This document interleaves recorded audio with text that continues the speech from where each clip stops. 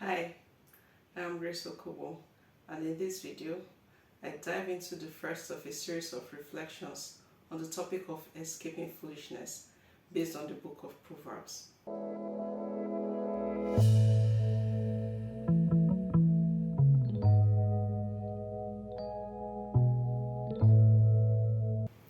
I remember the first time I was caught up with the thought of the possibility that I'll be measured on the scales and be counted among the foolish women. Real fear gripped me, and it became a prayer that I prayed spontaneously as often as I remembered. Lord, have mercy on me and deliver me from foolishness. In 2021, I decided to stop being afraid of foolishness and tackle it head on like a scientist. I launched an inquiry into the word for the sole purpose of uncovering what it means to be foolish, so that I can learn to be the opposite of every foolish trait. I could not conclude the study at that time because I had a lot going on at the time and life got in the way. But now I have returned to the study, and I hope that this truth will set me free, as well as other women all over the world, to live carefree as wise women of God. What made me afraid of being discovered as a foolish woman? I can't recall at the moment. Maybe I was afraid of the havoc that foolishness can wreak, and I thought if I don't acquire wisdom, I might ruin my life. That's why my desperate prayers began.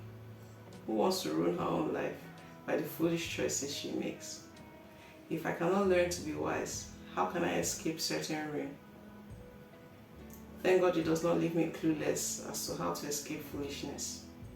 And the interesting thing about escaping foolishness and the ruin it brings is to first of all believe in one's heart that there is a God. He is the source of wisdom and giver to anyone who asks for it. In Proverbs, we see wisdom often represented as a woman, calling people to listen to her and to pursue her above wealth. The sure way to escape foolishness is to become obsessed with wisdom and its giver, to become obsessed with God. In His Word, He shows us in many ways foolishness is folly and how it brings ruin. In this series, I invite you to reflect on what each of these foolish ways mean. In a modern world where we're increasingly being tempted to bask in foolishness without realizing it. Dive in.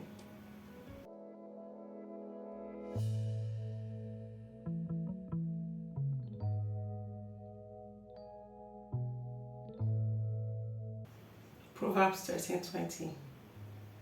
One who walks with wise people will be wise, but a companion of fools will suffer harm. I struggle with this verse, understanding what it meant and how to apply it. The direct interpretation of this verse is that you stay away from people with questionable character. That was not difficult to understand and practice. Could easily avoid people who were truants, lazy, foul-mouthed, promiscuous, and had obvious vices. The problem was when people with questionable character were subtle.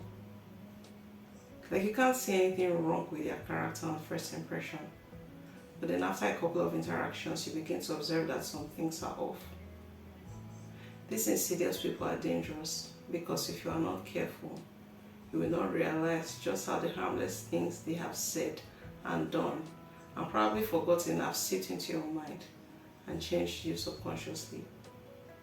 We often underestimate how the things we see and hear and do not challenge from the grounds of scriptures can become a snare at a time of weakness. This is why I love the first part of the verse that says, "He that walks with the wise will become wise." We need to pay attention to the people whose character we would like to emulate and walk with them. We spend time with them, we learn their ways and adopt their thinking and become like them. The question I want to ask you is that who do you spend time with? Who do you listen to? Who do you turn to for advice? In the same breath, whose words and actions have held you hostage, refusing to let you live the free life God called you to live? In my own life, I have observed that most of the people who cause me great harm sneaked their way into my circle. I did not invite them, and I was too inexperienced to cut them off early. No matter how strong you are, you need a support system of strong Christians who care about your walk with God and can be your sounding board in times of need. Anybody that makes light of your walk with God is not your friend, no matter how spiritual they sound. Anybody that tries to impose their will or their way on you is not your friend. You should run from them, even though Holy Spirit does not force people to do the right thing. Most importantly, be prayerful, because it is only God that keeps His own from falling into the devious schemes of wicked people. Thank you for watching the first reflection on escaping foolishness. Till I come back next week with another video. Stay blessed.